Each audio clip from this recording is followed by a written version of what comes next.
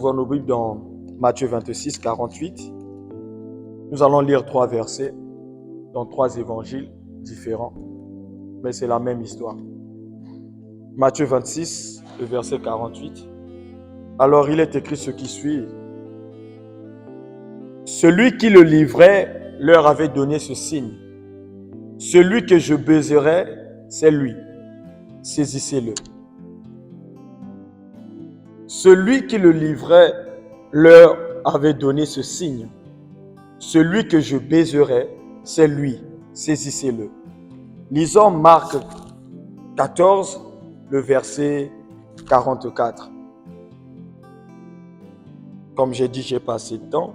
Je vais lire pour nous. Celui qui le livrait leur avait donné ce signe.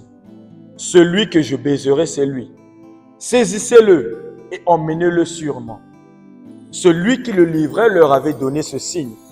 Celui que je baiserai, c'est lui. Saisissez-le, amenez-le sûrement. Enfin, Luc 22, le verset 47 jusqu'à 48. Là, on va lire 2 versets. Comme il parlait encore, voici une foule arriva, et celui qui s'appelait Judas, l'un des 12, marchait devant elle. Il s'approcha de Jésus pour le baiser. Et Jésus lui dit, Judas, c'est par un baiser que tu livres le Fils de l'homme. Point d'exclamation. Je relis le verset 48, il est intéressant. Et Jésus lui dit, Judas, c'est par un baiser que tu livres le Fils de l'homme. C'est une histoire que nous connaissons. Nous allons nous entretenir. La pensée sur laquelle nous allons prier aujourd'hui, c'est le baiser de Judas. Le baiser de Judas. C'est une histoire que nous connaissons. Oui, j'ai dit que c'est de l'amour parce que le baiser, c'est un acte d'amour. Un baiser, c'est un acte qui exprime l'amour. Et quand on lit dans Luc ici, c'est que Jésus, il est à Gethsémani. Il est pris avec ses disciples. Il leur prie, il leur encourage à la prière. Il leur dit, veillez et priez. C'est quasiment le dernier enseignement, le dernier message qu'il donne à ses disciples sur la prière. Il dit, veillez et priez afin que vous ne tombiez point dans la tentation. C'est le jour où Jésus a tellement prié et que sa sueur est devenue comme des grumeaux de sang. Il a tellement prié. Un ange est venu du ciel le fortifier dans cette situation qu'il traverse. C'est ce jour que Judas s'avance avec une foule.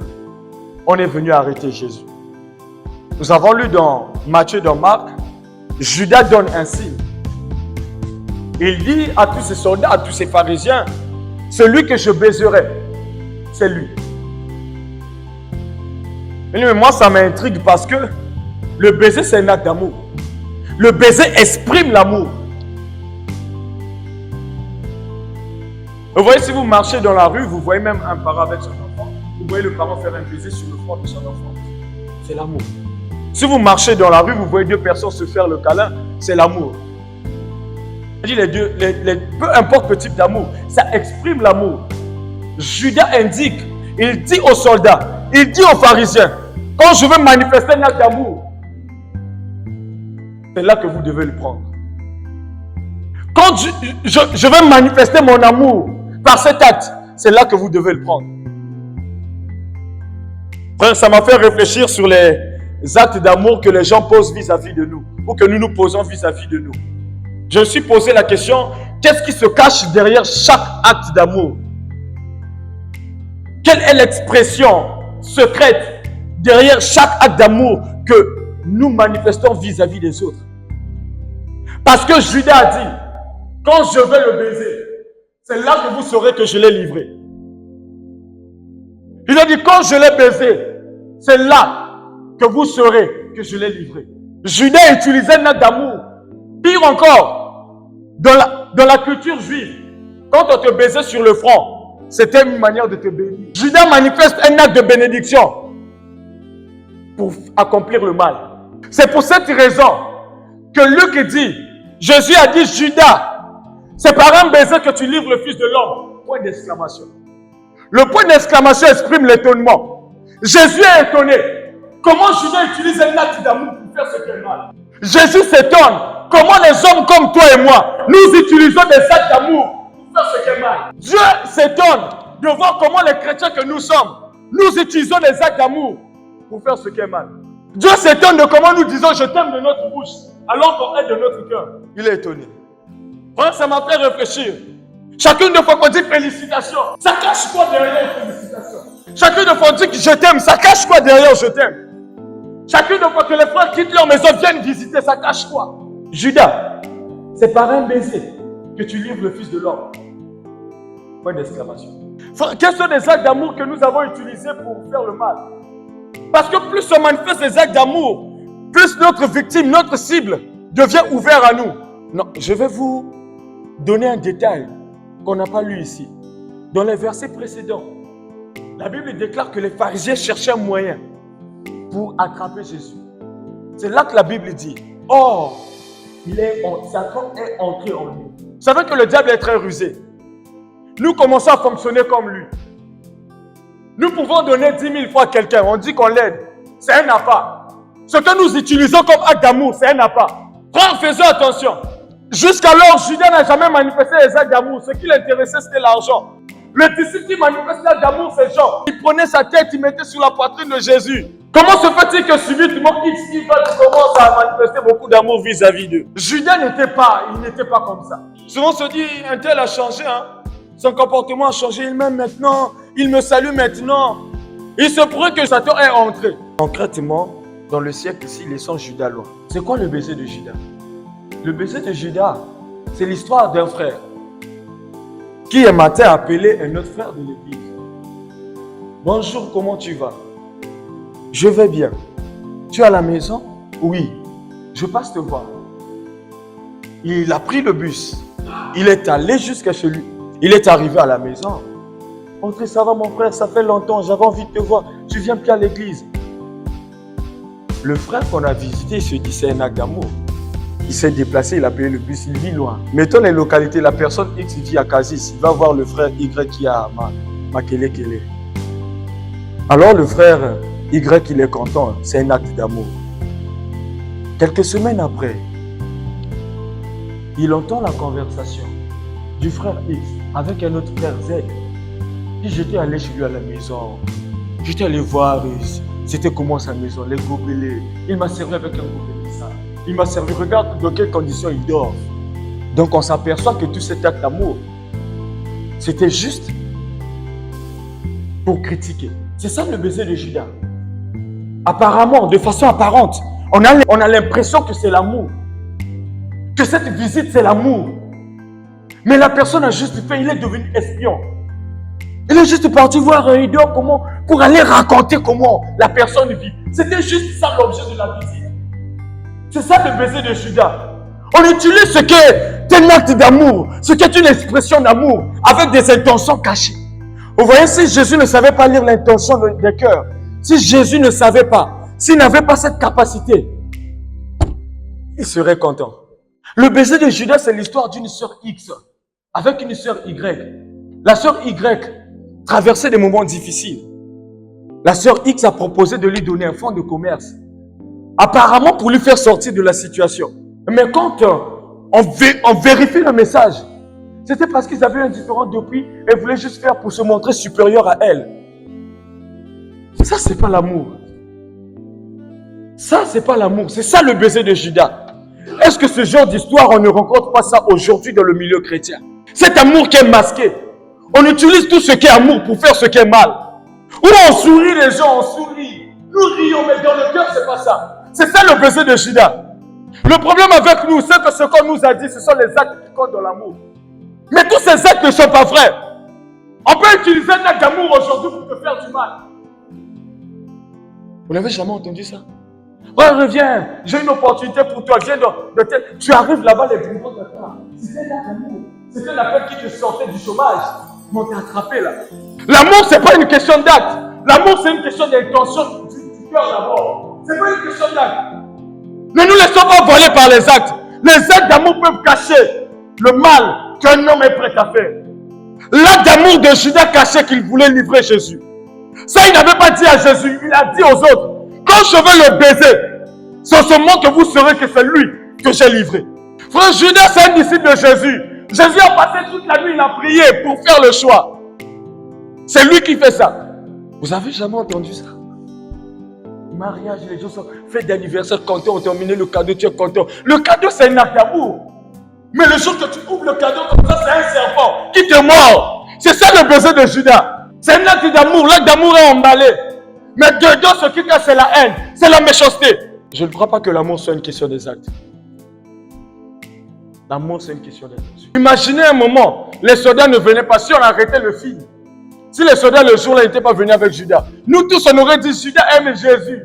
C'est le seul qui est venu, il a baisé Jésus. Nous tous on aurait dit ça. Jusqu'à aujourd'hui, on croit que tout ce que les autres manifestent, c'est encore l'amour. Parce que les soldats ne sont pas encore venus nous arrêter. Mais c'est un plan bien détaillé. Le diable fonctionne comme ça. Judas, c'est pas lui qui fonctionne. La Bible déclare que Satan est entré en lui. Je vous mens pas. Satan ne peut rien faire de bon. Même s'il te donne 1 milliard qui te sort aujourd'hui, c'est pas bon. Tu n'es pas sorti.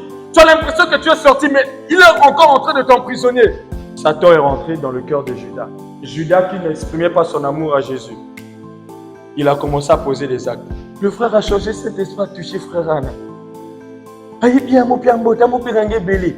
Azobe ouais belé va petit téléphone sur écoute, il va dire Jésus-Christ de Nazareth. Dit, le frère a changé. Ah moi comment on a visité, ah moi ça va visiter, a changé. Ah quoi même moi qui n'a pas regardé. Mais qui t'a dit que c'est de l'amour? Jésus s'est étonné, il a dit comment on arrive à faire ça? Comment nous utilisons les actes d'amour pour faire? Comment on arrive? Comment le cœur de l'homme est devenu aujourd'hui? Frère, soyons directs. Et si tu mets pas sur le pistolet, tue-moi. Soyons directs.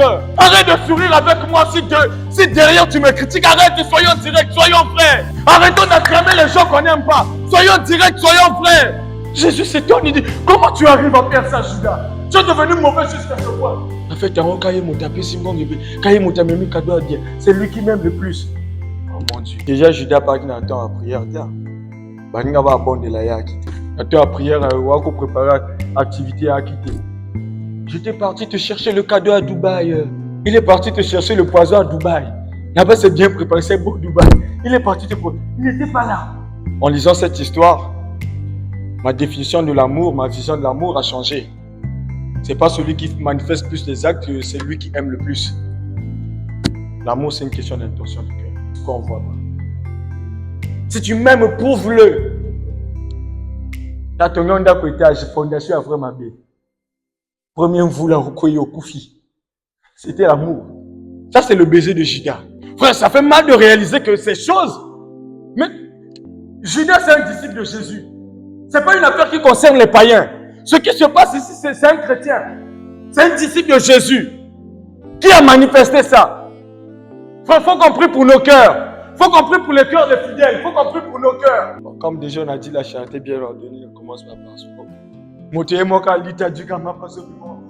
Je t'aime, Dieu, maman. Depuis ton lit, c'est fini. Là, comme ça, c'est fini. Mais c'est parce que Jésus priait.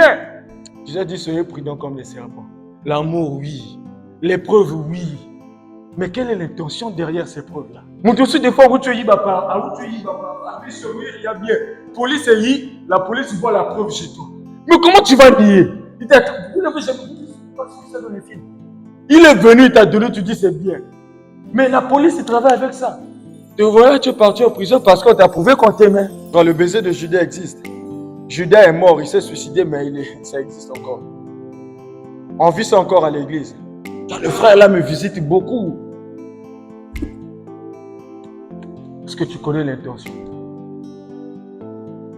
Pas un émoïbi, donc il vient à la maison, il doit voir la maison est située comment. Il calcule les entrées.